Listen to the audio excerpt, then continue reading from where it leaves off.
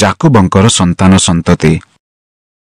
ଏଥିଉତ୍ତାରେ ସଦାପ୍ରଭୁ ଲେୟାକୁ ଅପମାନିତା ଦେଖି ତାହାକୁ ଗର୍ଭଧାରଣର ଶକ୍ତି ଦେଲେ, ମାତ୍ର ରାହେଲ ବନ୍ଧ୍ୟା ହେଲା। ଏଥିପାଇଁ ଲେୟା ଗର୍ଭବତୀ ହୋଇ ପୁତ୍ର ପ୍ରସବ କରନ୍ତେ ତାହାର ନାମ ରୁବେନ ଦେଲା, ଯେହେତୁ ସେ କହିଲା, ସଦାପ୍ରଭୁ ମୋହର ଦୁଃଖ ଦେଖିଅଛନ୍ତି, ଏବେ ମୋ ସ୍ୱାମୀ ମୋତେ ଭଲ ପାଇବେ। ଆଉ ସେ ପୁନର୍ବାର ଗର୍ଭବତୀ ହୋଇ ପୁତ୍ର ପ୍ରସବ କରି କହିଲା, ମୁଁ ଅପମାନିତା ଅଟେ, ଏହା ସଦାପ୍ରଭୁ ଶ୍ରବଣ କରି ମୋତେ ଏହି ପୁତ୍ର ଦେଲେ। ଏଣୁ ସେ ତାହାର ନାମ ସିମିଓନ ଦେଲା। ପୁନର୍ବାର ସେ ଗର୍ଭବତୀ ହୋଇ ପୁତ୍ର ପ୍ରସବ କରି କହିଲା, ଏଥର ସ୍ୱାମୀ ମୋଠାରେ ଆସକ୍ତ ହେବେ, ଯେହେତୁ ମୁଁ ତାଙ୍କର 3 ପୁତ୍ର ପ୍ରସବ କରିଅଛି। ଏହେତୁ ତାହାର ନାମ ଲେବି ଦେଲା।